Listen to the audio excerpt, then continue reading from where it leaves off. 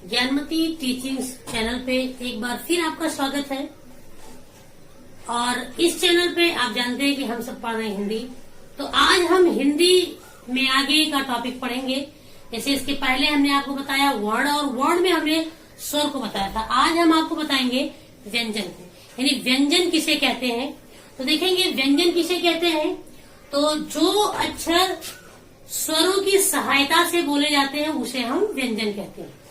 परिभाषा होगा कि जो अक्षर स्वरों की सहायता से बोले जाते हैं उसे हम व्यंजन कहते हैं। जैसे हम लोग पढ़ते हैं क, ख, ग, घ, चाहे च, छ, ज, झ। तो ये जब हम पढ़ते हैं तो देखेंगे आ हमारे आता है, क, ख, आ आता है। तो जब हम कभी शब्द को तोड़ने को मिलता है हमको, देखेंगे जैसे कमल लिख दिया हमने, तो जब उसको हम तोड़ते हैं तो का के नीचे हलंत लगाते हैं। इसका मतलब हुआ कि ये आधा हो गया। और उसके बाद में आपका माँ आ लिखते हैं, फिर आपका माँ लिखते हैं, फिर आपका हलंत लगाते हैं, फिर यहाँ पे आ लिखते हैं, फिर आपका यहाँ पे ल और हलंत लगाते हैं, फिर आ।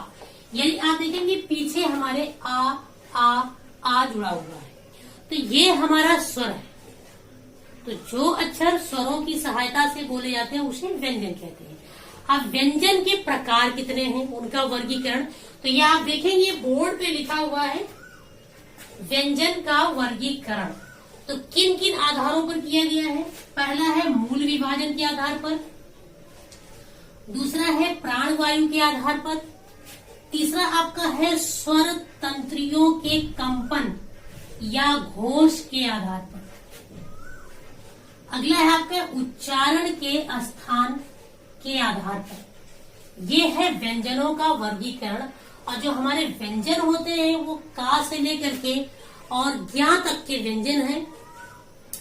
उस ज्ञा में भी आपके व्यंजन कितने व्यंजन है, कितने बाहर के हैं, ये हम बाद में बताएंगे आपको। पहले ये आप समझ लेंगे।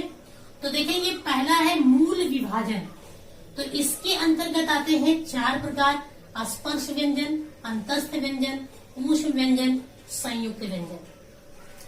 दूसरा है प्राण वायु के आधार पर। तो इसके 2 प्रकार हैं, अल्प प्राण और महाप्राण।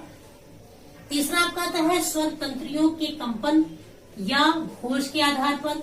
तो ये आपका सघोष या घोष और अघोष है। और जब उच्चारण के स्थान पे देखेंगे तो कंठ हो गया, तालु हो गया, मूर्धा हो गया, दंत हो गया, होष्ठ हो गया, दंतोष्ठ हो गया।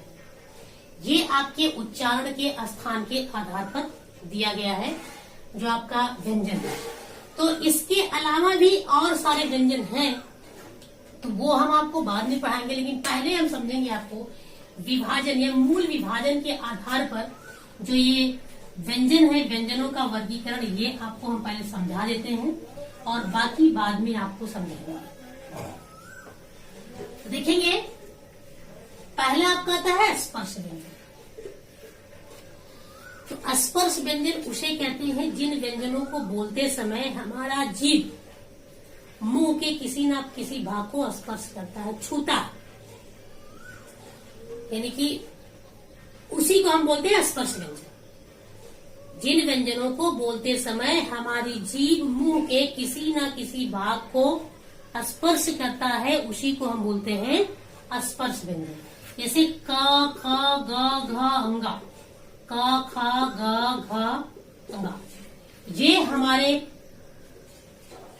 कंठ से निकल रहा है, कंठ से निकल रहा है।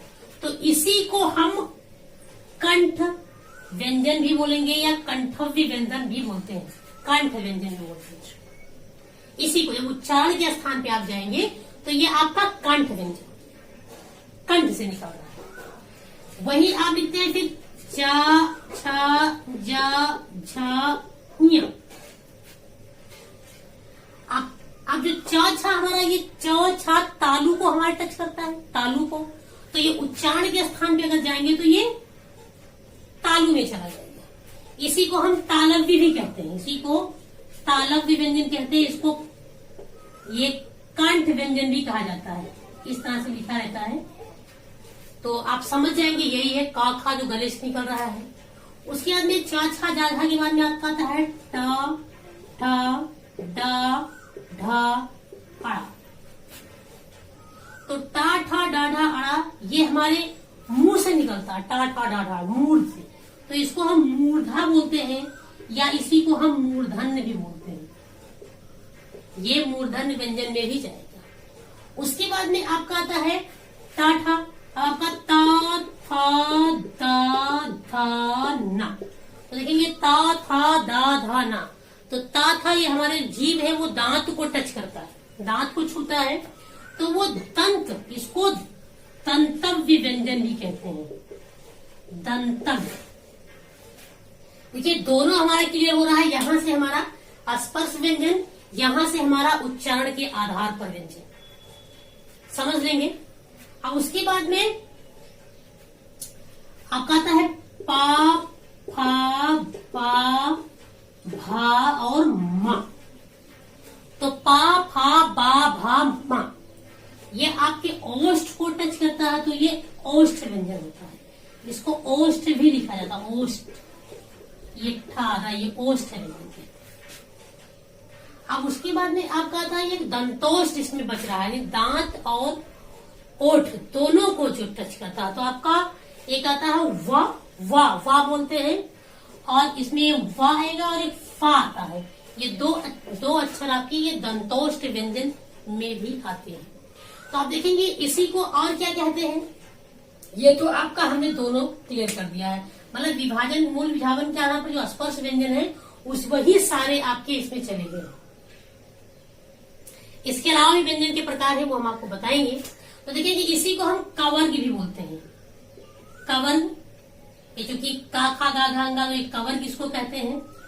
ये आपका चवर्ग हो गया, ये आपका टवर्ग हो गया, ये आपका पवर्ग हो गया, और ये आपका ये आपका तवर्ग है, और ये आपका पवर्ग हो गया। वर्ग में अगर होता है तो ये कवर्ग, चवर्ग, टवर्ग, तवर्ग, पवर्ग। आप देखेंगे ये आपके जितने भी व्यंजन हैं ये स्पर्श व्यंजन में है, इनकी कुल संख्या आपको 25 होगी। स्पर्श व्यंजन की जो संख्या है वो 25 होगी। तो ये थे आपके स्पर्श व्यंजन। अब देखेंगे अगला आपका अंतस्थ व्यंजन क्या होता है। अंतस्थ व्यंजन देख लेंगे आप। तो जिन व्यंजनों को बोलते समय हमारा जीभ किसी भी भाग को बहुत अच्छी तरीके से स्पर्श नहीं करता है, उसी को बोलते हैं हम अंतस्थ व्यंजन। ये आपका का से लेकर के और मां तक जो अक्षर होगा ये आपके स्पर्श व्यंजन में जाता है। अब अंतस्थ व्यंजन में क्या किया जाता है, अंतस्थ व्यंजन में आपका या, रा, ला और वा, ये 4 अक्षर आपके अंतस्थ व्यंजन में जाते हैं, इन्हें अंतस्थ व्यंजन कहते हैं। इनको बोलते समय हमारी जीभ मुंह के किसी भी भाग को अच्छे से स्पर्श नहीं करता। तो ये अगर आप यहाँ विभाजन के आधार पे, मूल विभाजन के आधार पे आएंगे तो ये आपका या, रा, ला, वा आपका अंतस्थ में जाएगा। लेकिन हमने आपको यहाँ वा दंतोष्ठ बताया है, तो उच्चारण के स्थान पर वो दंतोष्ठ होगा। अब आपका ऊष्म व्यंजन आता है। ऊष्म का मतलब होता है गर्म, यानी जिन अक्षरों को बोलते समय या जिन व्यंजनों को बोलते समय हमारे मुंह से गर्म हवा निकलती है, इसी को हम बोलते हैं ऊष्म व्यंजन। जैसे देखेंगे आप शा, शा, शा और हा, इसको आप खुद बोल के देखेंगे तो शा, शा, शा, हा, तो एक गर्म हवा निकलती है मुंह से, वो होता है आपका ऊष्म व्यंजन। इसकी भी संख्या आपकी है 4। पूछता है कभी कभी ऊष्म व्यंजन की संख्या कुल कितनी है, तो वो 4 है। उसके बाद में आपका संयुक्त व्यंजन, यानी जो व्यंजन 2 व्यंजनों से मिलकर के बने हैं उसी को हम संयुक्त व्यंजन कहते हैं। तो जैसे आपका आता है छ, त्र, ज्ञ और स्र, ये 4 आपके संयुक्त व्यंजन में आते हैं। 2 व्यंजनों से मिलकर के ये बने हुए हैं। तो देखेंगे 2 व्यंजन से कौन कौन व्यंजन से मिलकर के और कौन कौन सा व्यंजन बना हुआ है, ये अक्सर पूछ लेता है, तो इसको हम समझ लेंगे।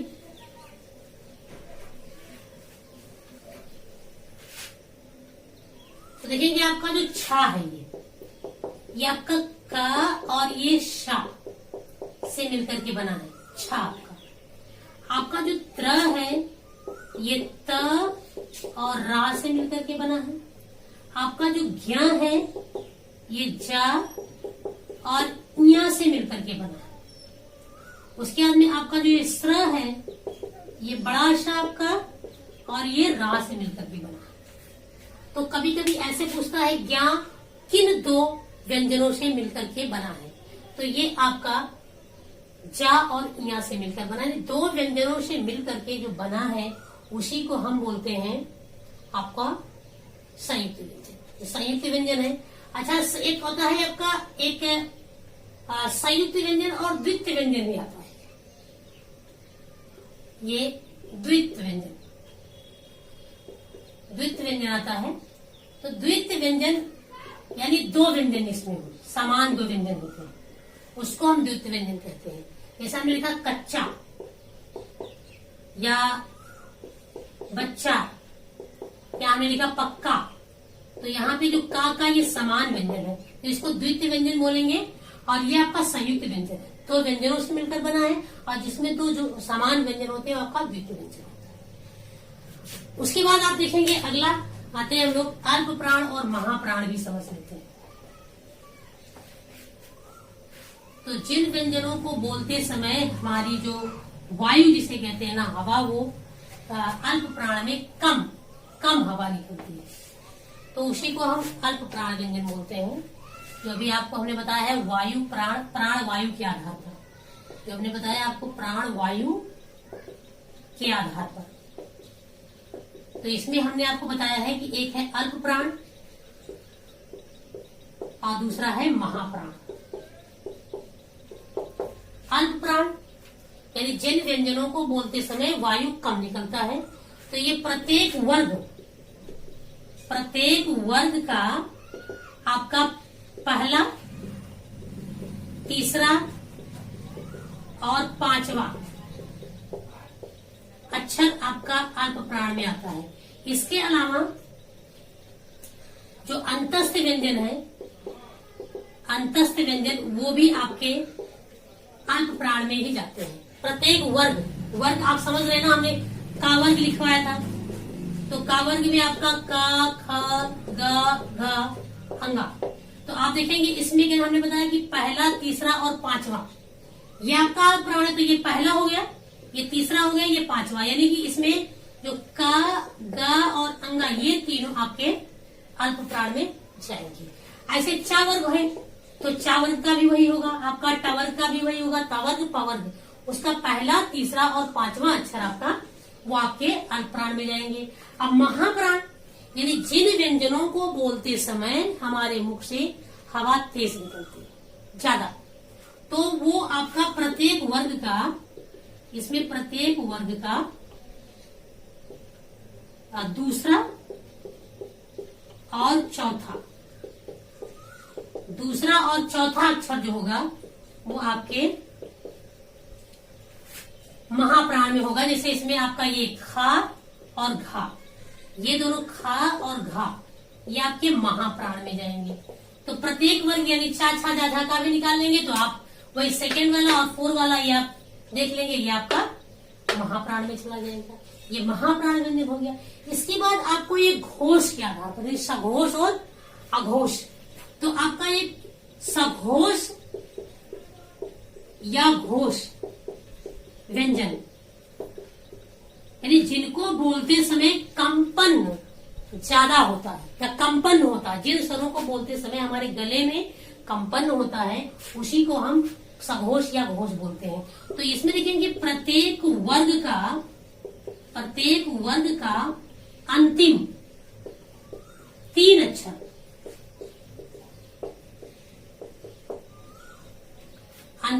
अक्षर, तथा